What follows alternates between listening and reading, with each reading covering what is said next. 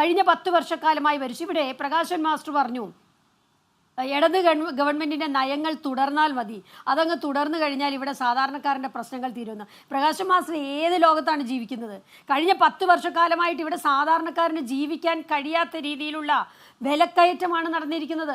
താങ്കൾ മാവേലി സ്റ്റോറിൻ്റെയൊക്കെ കാര്യം ഇവിടെ പറഞ്ഞല്ലോ. ഏത് മാവേലി സ്റ്റോറിൽ എവിടെയാണ് സാധാരണക്കാരന് ആവശ്യ വസ്തുക്കൾ കൊടുത്തത്? ആവശ്യ വസ്തുക്കൾ ഇല്ലാതിരുന്ന ഒരു കാലഘട്ടമായിരുന്നു കഴിഞ്ഞ 10 വർഷക്കാലം. കഴിഞ്ഞ 5 വർഷക്കാലം മാവേലി സ്റ്റോറുകളും സിവിൽ സപ്ലൈസുകളിലും ഒന്നും സാധാരണക്കാരന് ഇന്ന് സാധനം വാങ്ങാൻ കഴിയുന്നുണ്ടായിരുന്നില്ല.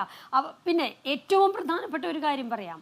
തീരദേശവാസികളോട് ഏറ്റവും വലിയ ദ്രോഹമായിരുന്നു കഴിഞ്ഞ പിണറായി വിജയൻ്റെ ഗവൺമെൻറ് ചെയ്തത്. മണ്ണെണ്ണയ്ക്ക് സബ്സിഡി കൊടുത്തിരുന്നു. ഉമ്മൻചാണ്ടിയുടെ ഗവൺമെൻറ് ഇരിക്കുന്ന കാലഘട്ടത്തിൽ മണ്ണെണ്ണയ്ക്ക് സബ്സിഡി കൊടുത്തിരുന്നു. അതുകൊണ്ട് തീരദേശത്തുള്ള മത്സ്യ തൊഴിലാളികൾക്ക് അവർക്ക് മീൻപിടുത്തത്തിന് പോകുന്നതിന് വേണ്ടി, മത്സ്യബന്ധനത്തിന് പോകുന്നതിന് വേണ്ടി വലിയ സഹായമായിരുന്നു. പക്ഷേ ഇപ്പോൾ അവർക്ക് അങ്ങനെ പോകാൻ കഴിയുന്നില്ല. ഇപ്പം മണ്ണെണ്ണയ്ക്ക് സബ്സിഡിയില്ല. മണ്ണെണ്ണയുടെ സബ്സിഡി പൂർണ്ണമായും എടുത്തു മാറ്റിയ ഒരു ഗവൺമെൻറ് ആയിരുന്നു കഴിഞ്ഞ 5 വർഷക്കാലം ഭരിച്ചിരുന്ന ഇടത് ഗവൺമെൻറ്. അപ്പോൾ പ്രകാശ് മാസ്റ്റർ പറയുന്ന പോലെ നിങ്ങൾ ചെയ്തിരുന്ന നയങ്ങളല്ല ഇനി ഞങ്ങൾ ചെയ്യാൻ ഉദ്ദേശിക്കുന്നത്. ഇവിടെ ഉമ്മൻചാണ്ടിയുടെ കാലത്ത് 2% പിന്നെ സംസ്ഥാന ഗവൺമെൻറ്റിന് നികുതി, ആ നികുതി വേണ്ട എന്ന് വെച്ച് ആ നികുതി കുറച്ചുകൊണ്ട് സാധാരണക്കാരന് ഇന്ധന വില കുറയ്ക്കുവാനുള്ള നടപടിയായിരുന്നു UDF ഗവൺമെൻറ്റിൻ്റെ കാലത്ത് ചെയ്തുകൊണ്ടിരുന്നത്. അത്തരത്തിലുള്ള ഒരു നയമായിരിക്കും തീർച്ചയായിട്ടും കോൺഗ്രസ് ചെയ്യുന്നത്. ഇന്നിപ്പോൾ ഏതാനും ദിവസങ്ങളേ ഉള്ളൂ സത്യപ്രതിജ്ഞ ചെയ്ത് മന്ത്രിസഭ ഭരണം ഏറ്റെടുത്തിട്ടേ ഉള്ളൂ. പക്ഷേ കോൺഗ്രസിൻ്റെ നയമെന്ന് പറയുന്നത്, UDF നയമെന്ന് പറയുന്നത് തീർച്ചയായിട്ടും ജനങ്ങൾക്ക് പ്രയാസമുണ്ടാകാത്ത രീതിയിൽ ഈ വിലക്കയറ്റം പിടിച്ചു നിർത്തുന്ന രീതിയിലുള്ള ശാസ്ത്രീയമായ രീതിയിലുള്ള നടപടികൾ സ്വീകരിക്കും എന്നുള്ള കാര്യത്തിൽ യാതൊരു സംശയവുമില്ല. സംസ്ഥാന ഗവൺമെൻറ് അത്തരത്തിൽ ചെയ്ത ഒരു ചരിത്രമുണ്ട് എന്നുള്ളത് കൂടി ഞാനിവിടെ അടിവരയിട്ട് പറയുകയാണ്.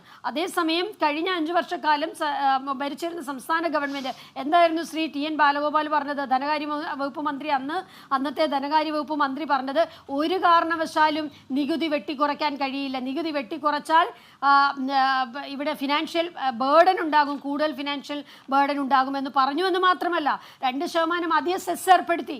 എന്നിട്ട് ക്ഷേമ പെൻഷൻ കൊടുക്കാനാണെന്ന് പറഞ്ഞു. ക്ഷേമ പെൻഷൻ 6 മാസവും 5 മാസവും ഇവിടെ കൊടുക്കാതിരുന്ന കാലഘട്ടമായിരുന്നല്ലോ നമ്മൾ കണ്ടത്.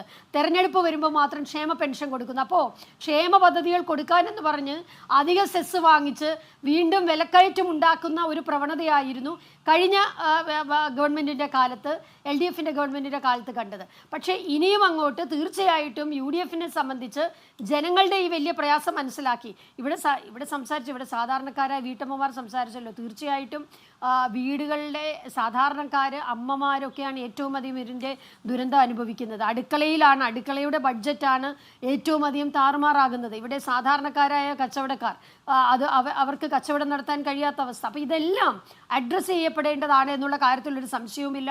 അത് UDF ഗവൺമെൻറ് തീർച്ചയായിട്ടും ജനകീയമായ ഒരു നയമായിരിക്കും, ജനങ്ങൾക്ക് ഏറ്റവും ആശ്വാസകരമായ ഒരു നയമായിരിക്കും എടുക്കുന്നത്.